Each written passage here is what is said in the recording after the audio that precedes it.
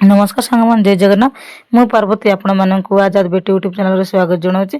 तो चलते सांगमान आज ब्लॉग आरंभ कर देखी पार्टी ये विकी आ मो पुतुरा अच्छा तो दी जन जाक छिड़ा होती। तो चलतु आज हूँ आमर बाहाघर 3 दिन नंबर। तो सांग मान आपण मान कौन कहबी यही माने आम मामू गाँव लोक ना एत भल समस्ते ना मिलमिशिकी देखुं ना आमर ये आज 3 दिन सगा बसवा गाँव लोक मजा मस्ती सहित नाच डगा कर।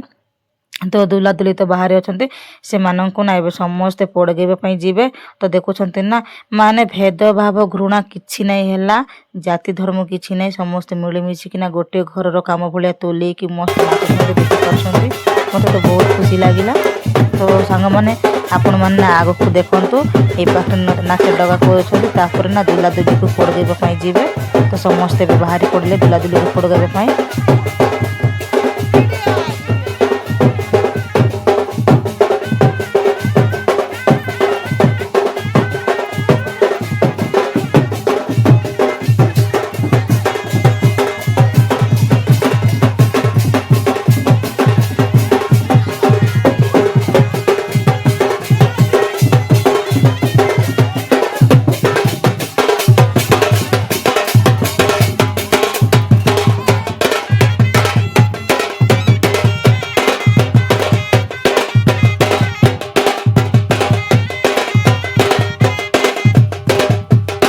तो नाच गीत सरिलारू एबे ना समस्ते आसते दुला दुली को पड़गेबा।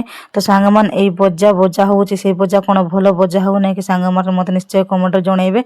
तो जो गाँव झील देखा जाइलु बाहा करके आणिलु ना से गाँव लोक ना यही बाजा को बहुत घृणा कले। कौन कहले ना माने देखंतु आमे जो समाज रे ना काम हुए से बाजा को आम नहीं काम करूँ किंतु से गाँव लोक कौन कहले ना मुड़ी बाजा को ना तुम आनीच बाहाघर रे बोलिकिना कहले केस बजा न आणिक ए बजा को आनीच बोलिक गाँव लोक ना ए बाजा पाई ना आमको दिन सारा हैरान कर गाँव लोक।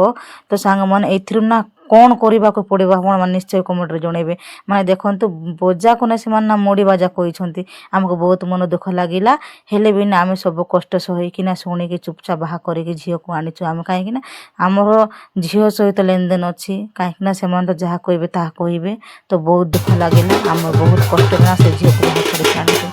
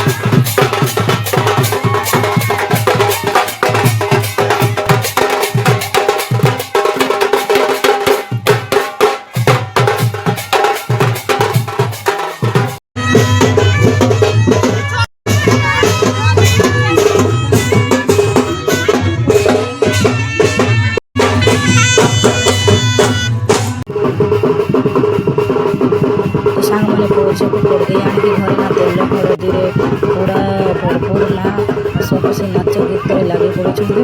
ତ ଆମ ବାହାଘରରେ ତ ନୀତି ନିୟମ ବହୁତ ଅଛି ସାଙ୍ଗମାନେ। ତ ତେଲ ହଳଦୀରେ ହିଁ ବାହାଘର ଚାଲେ। ଆଉ ସମସ୍ତେ ଦେଖୁଛନ୍ତି ମୁଁ ତ ବାହାଘର ଆଉ ହେବ ମାନେ କ'ଣ ମୁଁ ନାଚିବିନି କି?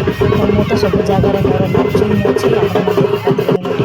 ଆଉ ଏଠି ମୋ ଭାଉଜ ବି ନଚେଇଲା। ତ ସାଙ୍ଗମାନେ ଆମ ବାହାଘରରେ ନା ଯେଉଁ ପୁଅକୁ ଆଉ ଝିଅକୁ ନା ପିଲା କନ୍ଦାନ୍ତି ସେଇଟା ବି ଦେଇଦେଲେ ଖେଳିବା ପାଇଁ। ତ ସେମାନେ ଖେଳି ସାରିଲେ ତାପରେ ଆମର ମାଟି ହାଣ୍ଡିରେ ନା ଯେଉଁ ରିଙ୍ଗ ଦେଇକିନା ରିଙ୍ଗ ଖେଳନ୍ତି ସେଇଟା ଖେଳିଲେ ନାହିଁ। ସେଇଥିପାଇଁ ହଳଦୀ 2 ଜଣଙ୍କୁ ନା ଥାଳିରେ ଦେଇଥିଲେ। ଏବେ ହଳଦୀ ମାନେ ଗାଲରେ ଲଗେଇକି ସମସ୍ତଙ୍କଠୁ ଆଶୀର୍ବାଦ ନେଉଛନ୍ତି। ତ ଏଇ ଗାଁର ଲୋକ ଯେତିକି ବସିଛନ୍ତି ସେ ସମସ୍ତଙ୍କୁ ଦିନ ଯାକ ହଳଦୀ ଲଗେଇଲେ ଗାଲରେ ସମସ୍ତଙ୍କଠୁ ଆଶୀର୍ବାଦ ନେବେ। ସେଇ ଭିତରୁ ନା ଆମେ ଏଇପଟେ ବାବାମାନେ ଆମର ମଉଡ଼ ଖଣ୍ଡା ଖଣ୍ଡି ସବୁ କ'ଣ ତାଙ୍କର ରୀତିନୀତି ସାରିକି ମଉଡ଼ ଖଣ୍ଡା ବାହାର କରିକି ଆମେ ସମସ୍ତେ ପଳେଇଲୁ ନଦୀକୁ ଗାଧେଇବା ପାଇଁ। ତ ସେଇପଟରୁ ଆସିକି ଆମେ ରେଡ଼ି ହେଇଗଲୁ ତ ଖାଇବା ପାଇଁ। ଏଇଠି ଦେଖନ୍ତୁ ବିକିଏ ଆଉ ପୁଅ ଆଇଁଷ ଖାଆନ୍ତି ବୋଲି ଏପଟେ ଖାଇବା ପାଇଁ ବସି ପଡ଼ିଲେ। ତ କେତେବେଳେ ମାନେ ଟୀକା ବସେଇଥିଲେ ଆମେ ଆଉ ଦେଖିପାରିଲୁ ନାଇଁନି। ତ ଟୀକା ଦେଖେଇବାର ମିସ୍ ହେଇଗଲା କାହିଁକିନା ଏତେ ଜୋରରେ ହାଲିଆ ଲାଗିଲା ଦିନ ସାରା ମାନେ ନାଚି ନାଚିକି। ତ ଗାଧୋଇଲାରୁ ଟିକେ ଫ୍ରେଶ୍ ଲାଗିଲା। ଏପଟେ ମୋ ବବୁଲୁ ଆଉ ମୋ ପୁଅ ଏଇଠି ଭାତ ଆଉ ତରକାରୀ ଆଉ ଲୁଣ ବଣ୍ଟା ବଣ୍ଟି କରୁଛନ୍ତି। ତ ସମସ୍ତେ ଖାଇବା ପାଇଁ ବସି ପଡ଼ିଛନ୍ତି ଦେଖୁଛନ୍ତି ନା। ତ ସମସ୍ତେ ତ ହାଲିଆ ହେଇଯାଉଛନ୍ତି। ଏଇମାନେ ଏଇଠି ବାଜା ଭାଇନା ଏପଟେ ଆମ ଦିଦିମାନେ ବସିଛନ୍ତି। ଏପଟେ ଆମର ଭାଉଜ ନାନୀ ଆମର ଭଣଜାମାନେ ସମସ୍ତେ ବସିଛନ୍ତି ଖାଇବା ପାଇଁ। ମୋ ସାଙ୍ଗମାନେ ବି ଆସିଛନ୍ତି। ତ ସମସ୍ତେ ମାନେ ଖାଇବା ପାଇଁ ବସିଛନ୍ତି। ଏଇପଟେ ତ ଆଇଁଷ ହେଉଛି ବୋଲି ଆମେ ଏପଟେ ଖାଉନୁ। ଯେଉଁ ଗାଁ ବାଲା ରୋଷେଇ କରୁଛନ୍ତି ତ ଗାଁ ବାଲାମାନଙ୍କ ପାଇଁ ଅଲଗା ରୋଷେଇ ହେଇଛି। ଭୋଜି ଅଲଗା ଦିଆହେଇଛି। ତ ଆମେ ଯିବୁ ସିଆଡ଼େ ଖାଇବା ପାଇଁ କାହିଁକିନା ଏଇପଟେ ଆଇଁଷ ହେଇଛି। ଆମେ ତ ସବୁ ଆମ ମାନେ ଫ୍ୟାମିଲି ହେଲା ଆମ ଫ୍ୟାମିଲି ସମସ୍ତେ ସାଧା ଖାଆନ୍ତି। କେବଳ ବିକି ହିଁ ଆଇଁଷ ଖାଆନ୍ତି ବୋଲି ଏଇପଟେ ଅଛନ୍ତି। ଆଉ ଆମେ ନା ସିଆଡ଼େ ଗାଁ ବାଲା ଯେଉଁଠି ଭୋଜି ହେଇଛି ଆମେ ସେଇଠି ଏଇଠି ପଳେଇ ଆସିଲୁ। ସମସ୍ତେ ନା ହାତ ଧୋଇକି ଏଇଠି ଖାଇବା ପାଇଁ ବସି ପଡ଼ିଲେ ଭାଇ ବବୁଲୁ ମାନେ ସମସ୍ତେ। ତ ଆମେ ବି ଏଇଠି ଲାଇନ୍ରେ ବସି ଆମେ ବି ହାତ ଧୋଇକି ବସି ପଡ଼ିଲୁ। ଏଇପଟେ ନା ପନିର ତରକାରୀ ଡାଲମା ଏମିତି ହେଇଛି। ତ ଆମର ବାପା ମାମୁଁ ମାମି ଆମର ଭଣଜା ମାନେ ଯାହା ମାନେ ଯେଉଁମାନେ ସାଧା ଖାଆନ୍ତି ସେମାନେ ସମସ୍ତେ ଦିଦିମାନେ ସମସ୍ତେ ଆମର ବସି ପଡ଼ିଲୁ ଏଇପଟେ ଖାଇବା ପାଇଁ।